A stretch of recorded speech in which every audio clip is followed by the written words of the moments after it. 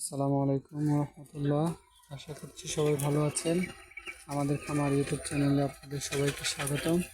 তো আমরা আজকে মুরগির আপডেট জানাবো, আমাদের মুরগি কেমন আছে এবং তাদের বয়স কতদিন হয়েছে সে সম্পর্কে কিছু ধারণা দিব এবং তাদের অবস্থা কেমন আছে সে বিষয় নিয়ে কথা বলবো।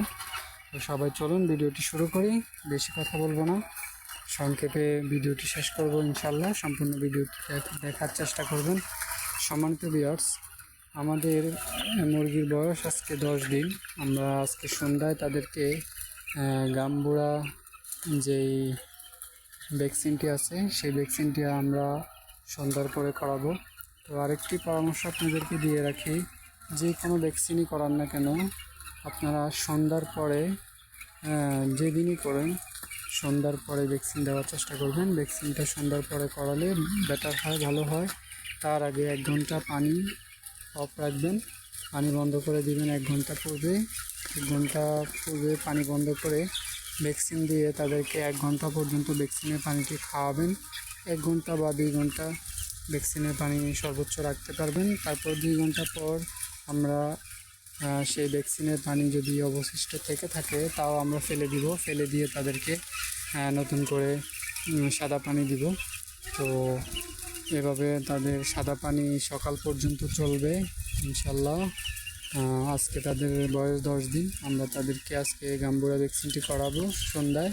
তো সন্ধ্যা থেকে আমরা সন্ধ্যার পূর্বে 1 ঘন্টা তাদের পানি অফ রাখবো। 1 ঘন্টা পরে তাদেরকে গাম্বুরা ভ্যাকসিনটি করাবো। ভ্যাকসিনের পানি তাদের 2 ঘন্টা সময় পর্যন্ত থাকবে। 2 ঘন্টা পর যদি অবশিষ্ট পানি থেকে থাকে তা আমরা ফেলে দিব। ফেলে দিয়ে তাদেরকে নতুন করে সাদা পানি দিব। সাদা পানি দেওয়ার পরে সাদা পানি সকাল পর্যন্ত চলবে ইনশাল্লাহ। তারপর সাদা পানি শেষ হলে আমরা তাদেরকে আগামীকাল সকালে আমরা তাদেরকে রেনাসল এডি একটা সিরাপ আছে, সেই সিরাপটি আমরা সকাল থেকে দুপুর পর্যন্ত লিটারে 1 মিলি করে তাদেরকে দিব। এ হচ্ছে মুরগির বর্তমান অবস্থা এবং ওষুধের নিয়ম। আপনারা আপনাদের খামারের মুরগি কেমন আছে অবশ্যই কমেন্ট করে জানাবেন। সবসময় আমাদের পাশে থাকবেন, লাইক, কমেন্ট এবং সাবস্ক্রাইব করবেন। আপনাদের কোনো মতামত বা পরামর্শ থাকলে অবশ্যই দিবেন। তো আমরা আমাদের মুরগি 9ম দিনে আমরা তাদেরকে মাছায় দিয়ে ফেলেছি। এখন তারা বর্তমানে মাছায় আছে। 8ম দিনে আমরা তাদের সম্পূর্ণ বোর্ডিং থেকে বের করে ফেলেছি। তাদের বোর্ডিং এর অবস্থা থেকে তাদেরকে বের করে মাছায় আস্তে আস্তে করে মাছায় দিয়ে দিছি। আপনারা হুট করে মাছায় দিয়ে দিবেন না।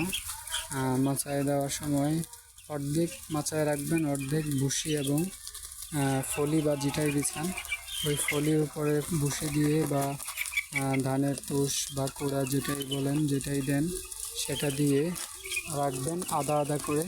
এভাবে আস্তে আস্তে করে সরিয়ে দিবেন। আমরা সেটি করেছি কারণ মুরগি হঠাৎ করে মাচায় গেলে তাদের খাওয়া দাওয়া বন্ধ করে দিবে। তো আপনারা সে বিষয়ে অবশ্যই সতর্ক থাকবেন। আর তারা আস্তে আস্তে মাছা চিনবে বা হাঁটাচলা ফ্রিলি হতে হতে সময় লাগবে। সেজন্য আপনারা ভুসি এবং মাচা সমন্বয় করে দিবেন। সম্মানিত ভিউয়ার্স, আমরা আমাদের মুরগির অবস্থা আপনাদেরকে জানিয়েছি এবং আমাদের ভিডিওটি ভালো লাগলে অবশ্যই লাইক, কমেন্ট এবং সাবস্ক্রাইব করে আমাদের পাশে থাকবেন। ভিডিওটি শেয়ার করবেন। আর আপনাদের কোনো কিছু জানার থাকলে অবশ্যই আমাদেরকে কমেন্ট করে জানাবেন। আমাদের মুরগি বর্তমান ওয়েট ভালো আছে মোটামুটি। আজকে মুরগির বয়স 10 দিনে পড়েছে।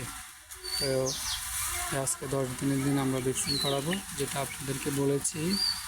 তো এ হচ্ছে আমাদের মুরগির সম্পূর্ণ আপডেট। আর কিছু যদি আপনাদের জানার থাকে অবশ্যই আমাদেরকে কমেন্ট করে বলবেন। আমরা আপনাদের কমেন্টের রিপ্লাই দেওয়ার চেষ্টা করব অথবা আপনাদেরকে সেই অনুযায়ী ভিডিও দেওয়ার চেষ্টা করব।